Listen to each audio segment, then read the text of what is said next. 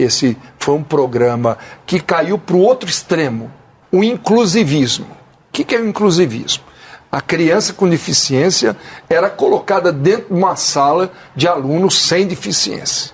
Ela não aprendia, ela atrapalhava, entre aspas, essa palavra falo com muito cuidado, ela atrapalhava o aprendizado dos outros.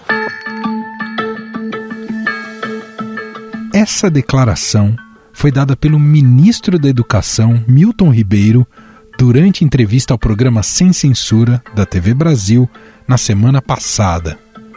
Milton se referia à inclusão de crianças com e sem deficiências em um mesmo ambiente de aprendizado.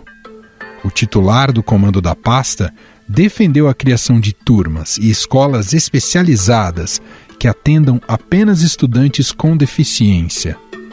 Vale lembrar que em outubro de 2020, um decreto assinado pelo presidente Jair Bolsonaro determinou que o governo federal, estados e municípios deveriam oferecer, abre aspas, instituições de ensino planejadas para o atendimento educacional aos estudantes de educação especial que não se beneficiam em seu desenvolvimento quando incluídos em escolas regulares, fecha aspas. O texto foi alvo de questionamento no Supremo Tribunal Federal, que suspendeu a nova política em dezembro de 2020.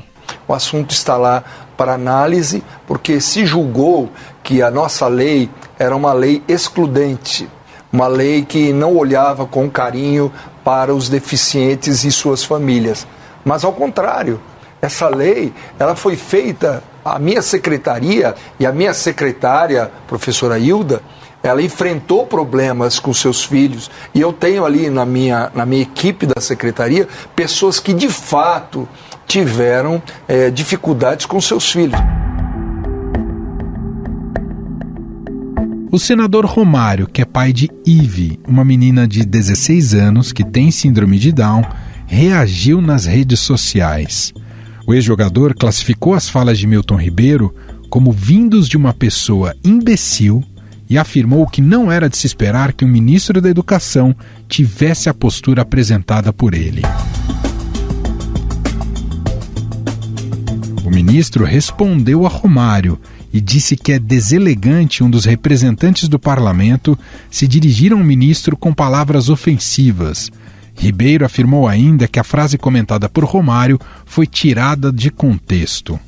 Essa mesma justificativa foi utilizada pelo próprio Milton Ribeiro durante um evento realizado pela Associação Brasileira de Mantenedoras do Ensino Superior. Também tirando fora do contexto uma fala minha quando eu disse a respeito da educação especial que as crianças com deficiência podiam atrapalhar o aprendizado das outras.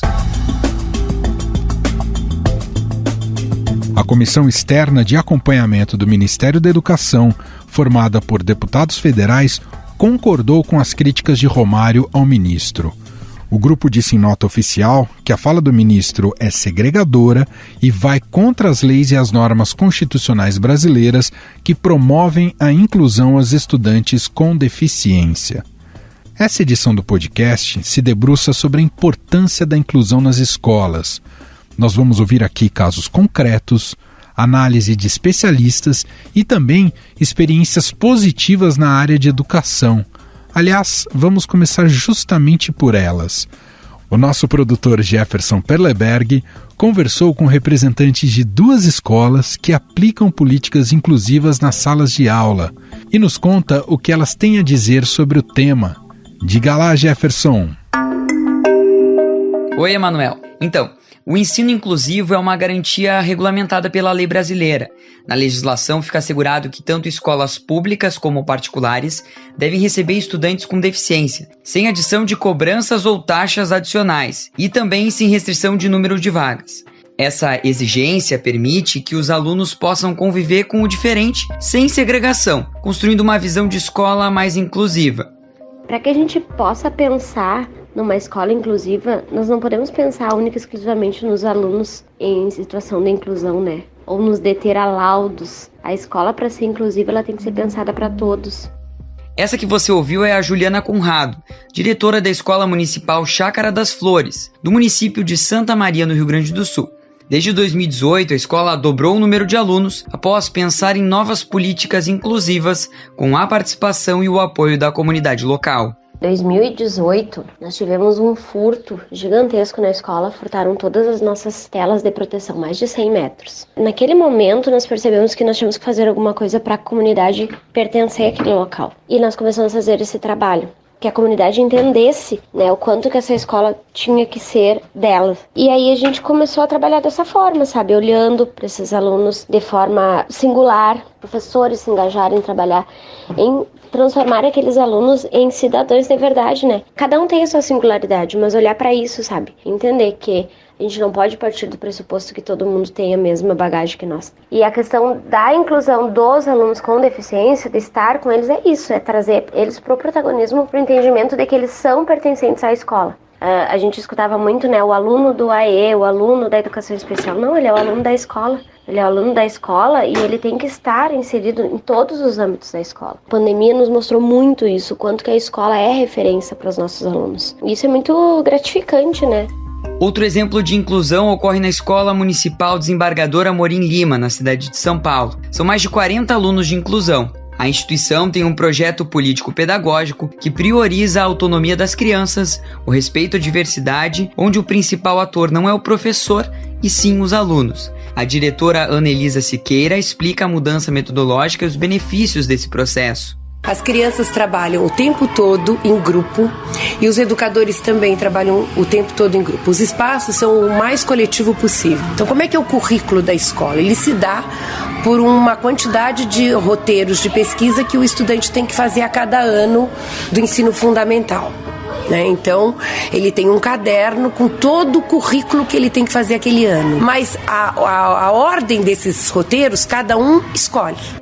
Isso tudo é mediado por um educador-tutor, e esse professor é responsável pela avaliação do progresso do estudante, o que também garante um atendimento individual do aluno, que facilita a superação de barreiras e ajuda crianças que têm mais dificuldade de aprendizado. A Escola Amorim Lima é só mais um dos exemplos positivos, mas a realidade brasileira ainda é preocupante. Segundo o IBGE, são 4,7 milhões de crianças e adolescentes com algum tipo de deficiência. No entanto, apenas 827 mil estão matriculados em turmas regulares ou especiais, segundo o Censo Escolar de 2017.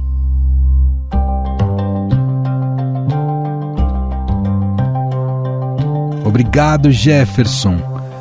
A repórter de política do Estadão, Adriana Ferraz, figura recorrente, por sinal, aqui no podcast, é mãe de Henrique, que tem 6 anos e é autista.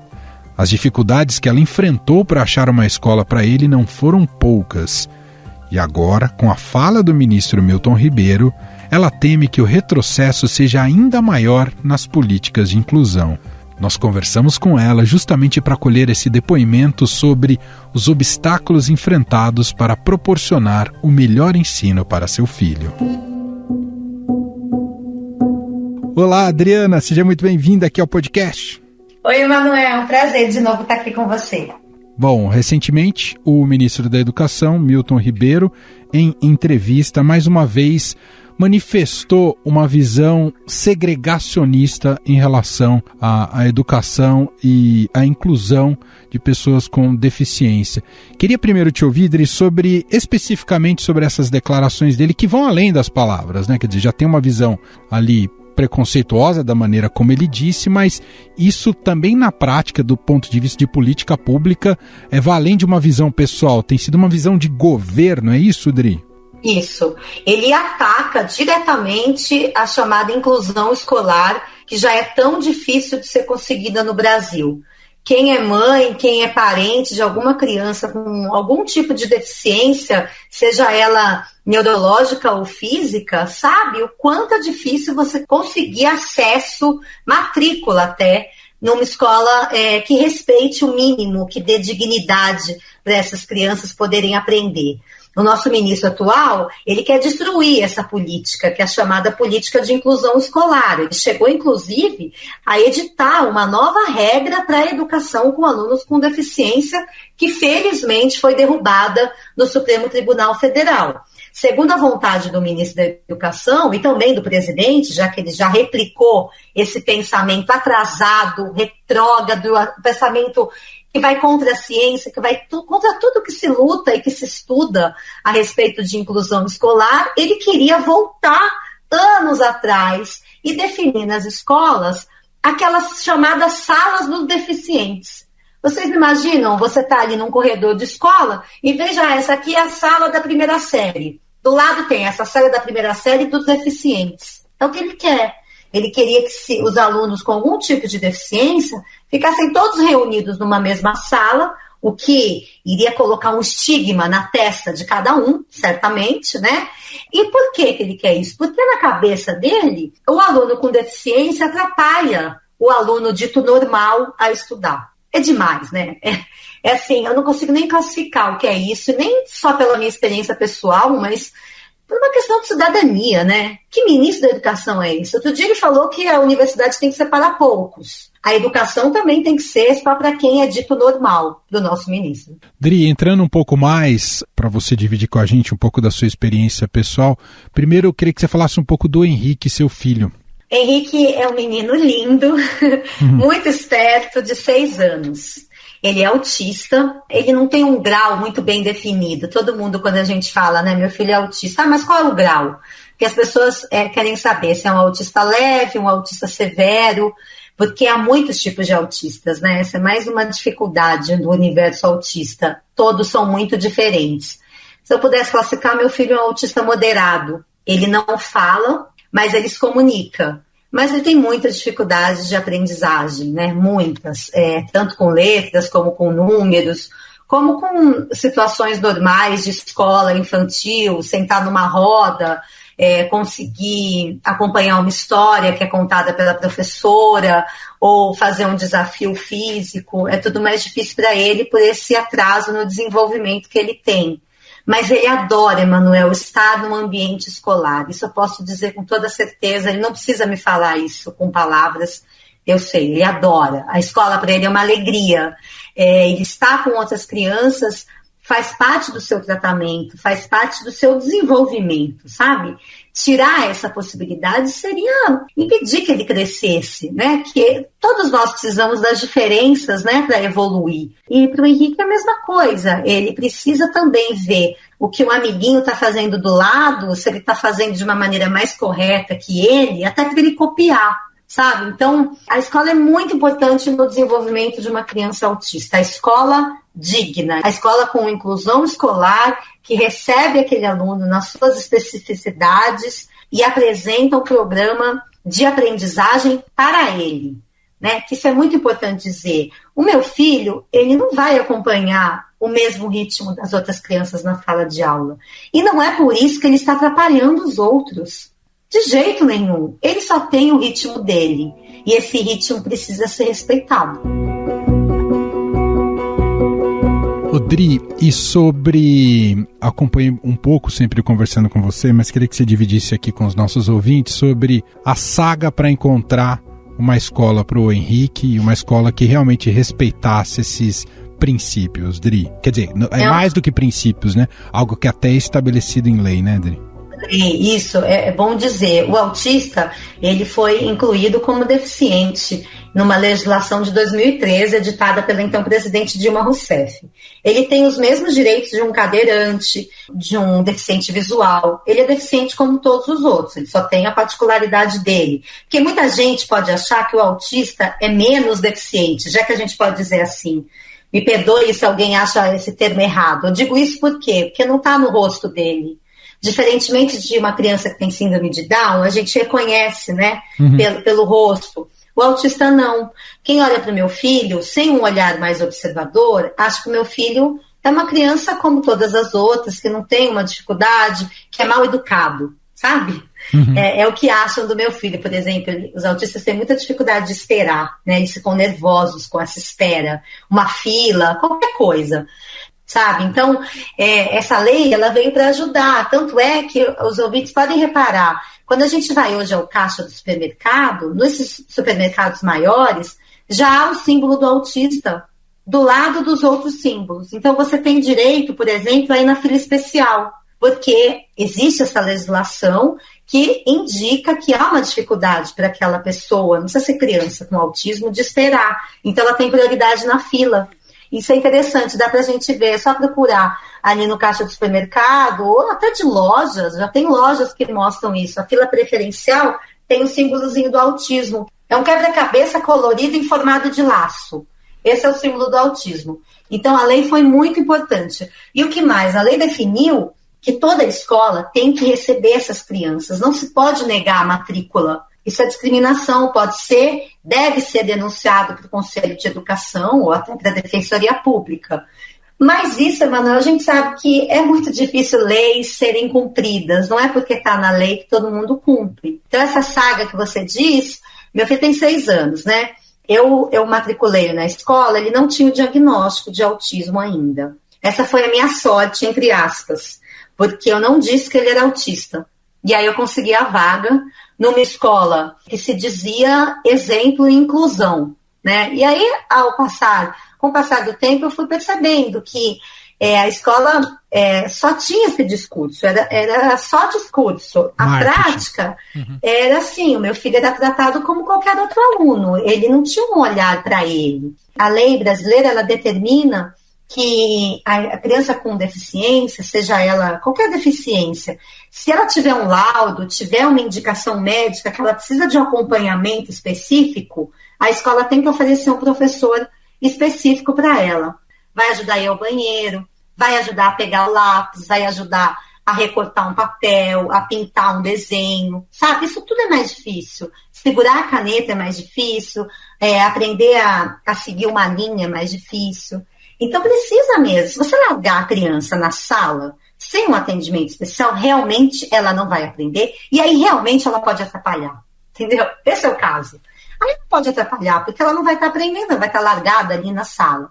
Agora, se você matricular, fizer um material específico, né, adaptar ali aquela atividade pedagógica para o ritmo daquela criança, aí sim pode dar certo. E mesmo assim é difícil. Mesmo assim é difícil. Hoje o Henrique está numa escola que eu considero que tem um programa de inclusão muito bom, me respeitam os terapeutas do meu filho, a psicóloga dele consegue entrar na sala de aula para observá-lo. Isso é uma raridade. A maior parte das escolas não permite. E mesmo assim é difícil. Agora me vê esse ministro querendo voltar tudo para trás. Como jornalista já é revoltante, porque você conhece política pública, você consegue delimitar, né, uma evolução das políticas para chegar no que a gente tem hoje, e como mãe, não sei nem dizer, né? Não sei nem dizer que resposta dar para essa pessoa. Dri, em relação à comunidade escolar, mas tirando a parte da escola, professores, diretores, os outros pais, basicamente outros alunos e outros pais, o que você já conseguiu captar, seja de positivo ou negativo, sobre a presença do Henrique na sala?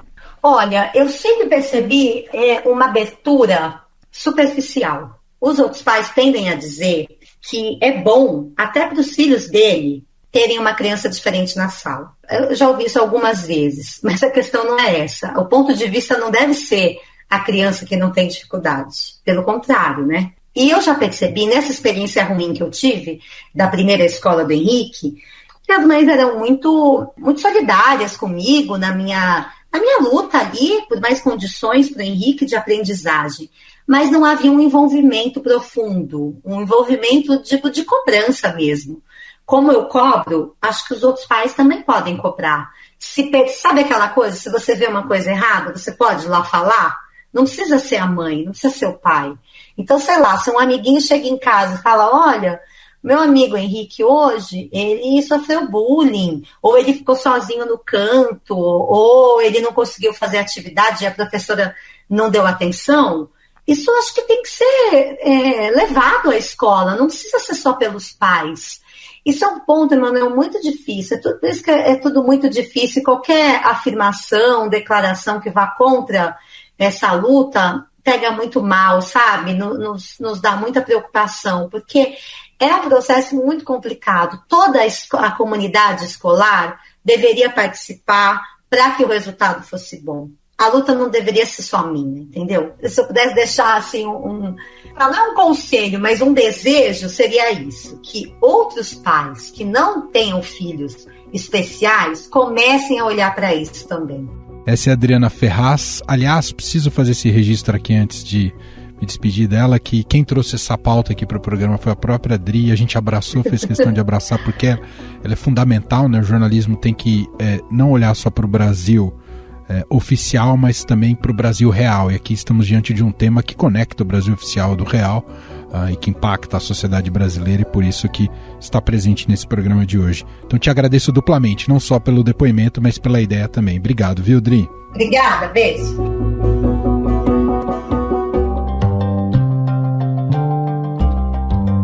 Mas o que pensam os especialistas sobre a declaração do ministro da Educação, Milton Ribeiro? Para nos ajudar a responder a essa questão, nós vamos conversar agora com a psicanalista Ilana Katz. Ela é doutora pela Faculdade de Educação da USP. Olá, Ilana, tudo bem? Seja muito bem-vinda. Oi, Emanuel, muito obrigada pela oportunidade de estar aqui com vocês. Ilana, o ministro da Educação, Milton Ribeiro, manifestou recentemente uma visão preconceituosa sobre a inclusão escolar. Disse que alunos com deficiência atrapalham. Ainda que seja algo altamente reprovável, é de se presumir que está longe de ser um ponto de vista, digamos, pessoal e isolado. E até para a gente poder entrar mais nesse assunto, eu queria te ouvir sobre a importância de não segregar nas escolas, seja para os alunos, para a comunidade escolar e também, claro, para a sociedade em geral. Olha, Emanuel, quando eu escutei essa declaração, eu fiquei me perguntando de novo, e mais uma vez, que contrapé é esse que a gente está encenando como sociedade para considerar, a despeito de toda a história da humanidade, que a segregação traria um incremento de qualidade para a nossa vida comum. Como você falou, eu acho que o problema é muito menos esse ministro e muito mais o discurso que ele representa. O problema é o capacitismo, que assola a experiência cotidiana das pessoas. Porque certamente quem ainda não aprendeu com a história humana que a segregação é certamente a violência mais radical que o humano pode produzir, precisa urgente voltar para a escola. E eu digo que isso é muito violento porque na base dessa discussão tem o direito que alguém se dá de decidir pelo valor da vida de outra pessoa e de que lugares, por conta desse valor, essa pessoa pode ocupar e não. Ou não, Então, quem não aprendeu isso com a história da humanidade precisa mesmo voltar para a escola, mas não para qualquer escola. Para uma escola que seja capaz de ensinar que a vida de uns não vale mais que a vida de outros, que uns não têm mais direito do que outros de estarem participando de qualquer lugar que exista no mundo que a gente habita. Ilana, qual que é o real sentido de inclusão? Como é que você define? Acho que essa é uma pergunta super interessante porque ela dá a oportunidade da gente pensar que a direção que a gente precise tomar é exatamente ao contrário, na direção oposta do que essa fala do ministro representa. Porque quando a gente diz inclusão ou que a gente tem atitudes inclusivas, a gente está dizendo que uns colocam outros para dentro de espaços públicos, de espaços que precisam ser comuns. E quando a gente trabalha nesta via, a nossa direção é que a gente não precise se dizer uma sociedade inclusiva para que a gente faça o funcionamento equitário da participação social presente em todos os espaços públicos, e a escola é um deles. É absolutamente importante que a gente entenda que a experiência do convívio, ela é um direito de todos, e ela beneficia a todos. Acho que a gente vai precisar pensar que que dizer que as pessoas com deficiência atrapalham, ou fazer um arremendo com aquela argumentação que é clássica de dizer, não, eu não estou dizendo que eles atrapalham, mas eu quero dar uma atenção especializada, isso desconsidera resultados de pesquisas científicas que são importantíssimas sobre esse tema.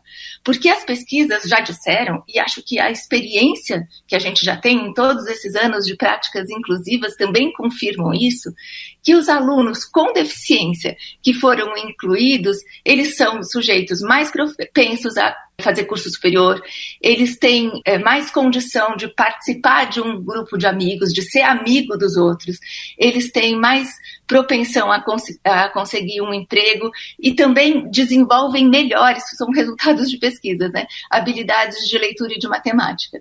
E a gente pode considerar que isso é assim exatamente porque a vida não acontece num laboratório, ela acontece no encontro com os outros. E essas mesmas pesquisas, acho isso aqui um dado importantíssimo, né? Elas também dizem que as crianças que a gente pode referir como sem deficiência, né, que a gente hoje não considera com deficiência, essas crianças que estudam em salas inclusivas, elas são crianças menos preconceituosas e mais receptivas à diferença. É óbvio, e acho que a gente tem que estar atento a isso, que isso tem efeitos muito diretos sobre a nossa capacidade de construir conhecimento e da nossa habilidade de fazer pesquisa. Ou seja, a experiência da inclusão, ela não é, digamos, um benefício para uma comunidade específica. A experiência da inclusão é uma conquista da sociedade como um todo para todos. Sensacional, muito bom te ouvir. Essa é a psicanalista Ilana Katz, doutora em educação, nos ajudando a refletir um pouco mais sobre esse tema da inclusão escolar após as falas, as declarações do ministro da Educação, Milton Ribeiro. Te agradeço demais, Ilana. Muito obrigado pela participação. Muito obrigada. Foi muito bom falar com vocês.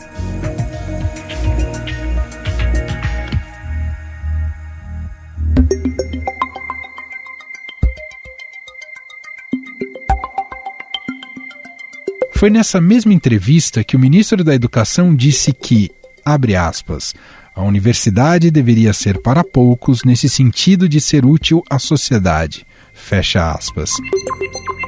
Segundo ele, os institutos federais que formam técnicos serão a grande vedete do futuro, ou seja, os protagonistas. O ministro afirmou ainda que em países como a Alemanha, poucos fazem universidades. Eu acho que os institutos federais serão a grande, vou usar essa palavra, a grande vedete no futuro. Mas eu tenho muito engenheiro, muito advogado dirigindo Uber, porque não consegue a colocação devida. Mas se ele fosse um técnico em informática, ele estaria empregado, porque há uma demanda muito grande. A Alemanha, ela dá atenção, são poucos os que fazem universidade. Universidade, na verdade, ela deveria ser para poucos. O ministro também voltou a defender o retorno do ensino presencial nas escolas, mesmo sem o programa vacinal estar completo. Além disso, o pastor e professor afirmou que essas atividades deveriam ser classificadas como essenciais, com a aprovação de projeto de lei que tramita no Senado. O Brasil não pode continuar com as escolas fechadas, gerando impactos negativos nesta e nas futuras gerações. Não devemos privar nossos filhos do aprendizado necessário para a formação acadêmica e profissional deles. Para analisar a gestão do ministro Milton Ribeiro frente ao Ministério da Educação, até aqui, convidamos a repórter especial do Estadão e que acompanha o universo da educação, Renata Cafardo. Olá, Rê, tudo bem? Oi, tudo bom? Prazer estar aqui. Renata, sua missão aqui é um pouco fazer um arrazoado, um balanço do que foi até agora Milton Ribeiro à frente do Ministério da Educação. O que dá para dizer até agora? Qual que é o balanço? O balanço do que ele não fez, né? Do que ele fez, tá difícil, né, Manuel? Exato. O que ele faz, como muitos dos ministros do presidente Jair Bolsonaro, faz bem aos olhos do presidente, é falar essas besteiras, essas asneiras que nos impressionam desde o começo do governo. Isso ele faz bem, e isso parece que é uma maneira de agradar, de fato, o presidente, agradar os seguidores mais alinhados com essa questão ideológica do governo e manter acesa, né, essa chama aí do bolsonarismo. E muitas fontes, gente que já esteve no MEC ou que está no MEC acha isso, né, que ele precisa falar essas coisas, chamar atenção, essas coisas absurdas, né, a gente não consegue entender, parece contraditório, mas ele precisa falar as coisas absurdas para ficar bem visto no governo e não parecer que ele não está fazendo nada, você entende? Fazer e aparecer desse jeito que a gente acha ruim, né? Agora, a gente pode destacar alguns pontos, principalmente nessa gestão da pandemia, né? Ele teve zero participação na ajuda dos estados e municípios, que são quem tem as escolas, de fato, né? As redes de escolas no país, né? A gente tem uma pequena parcela da rede particular, mas mais de 80% dos alunos estão em escolas públicas, e o MEC tem a função de dar um apoio técnico e financeiro para as redes, e principalmente em um período de pandemia, em que as crianças estavam todas fora da escola, era essencial essa ajuda do MEC, essencial, ainda mais num contexto de crise sanitária e crise financeira. Não houve essa ajuda. Um pequeno programa foi feito, assim, já no fim do ano passado, com dinheiro insuficiente, repassou um dinheiro insuficiente para as escolas, e não houve, por exemplo, compra de chips para ajudar na questão da conectividade dos alunos mais pobres, não houve formação dos professores para trabalhar com essa nova questão que veio com a pandemia de aulas remotas, nenhum tipo de formação que os professores precisariam, isso também o MEC tem a função de fazer. Não houve apoio com novos materiais ou plataformas que pudessem ser criadas de ensino remoto, e nada disso aconteceu. Esse é o mais grave, né, porque é o que a gente vem enfrentando na maior parte aí da gestão do Milton Ribeiro. Mas aí a gente vê ainda outras coisas, como, por exemplo, um abandono total das universidades federais, que são função do MEC, né, a educação básica, o MEC tem que dar esse apoio, mas a função maior do MEC é o ensino superior, as universidades federais, especialmente, que ele disse até pouco tempo que universidades é uma coisa para poucos, vangloriou, né, os institutos federais, o ensino técnico, como se ele ajudasse o ensino técnico, algo também que ele não está fazendo nada, né, o ensino técnico pode ser uma modalidade do novo ensino médio, né, o programa do novo ensino médio que teria que estar sendo incentivado pelo MEC, se houvesse dinheiro, também apoio técnico nesse sentido, para deixar o ensino técnico como uma das boas opções para os meninos do ensino médio, mas ele também não está ajudando nisso. As federais também tiveram um dos menores orçamentos da história, as universidades federais nesse ano, não conseguem voltar presencialmente porque não tem dinheiro nem estrutura para voltar presencialmente. Até pouco tempo, poucos meses, os reitores estavam dizendo que a ciência e a tecnologia acabaram pela falta de recursos, não tinham dinheiro para pagar as contas. Teve nos últimos anos um aumento do número de alunos mais vulneráveis nas universidades federais, o que é sensacional para o país, está atingindo uma nova camada que não tinha acesso ao ensino superior, mas não tem como as universidades ajudarem esses alunos na pandemia, porque o seu orçamento só cai durante o governo Bolsonaro. Também caiu muito o orçamento do ensino básico, foi o pior orçamento da década, que são as escolas de ensino infantil, fundamental e médio.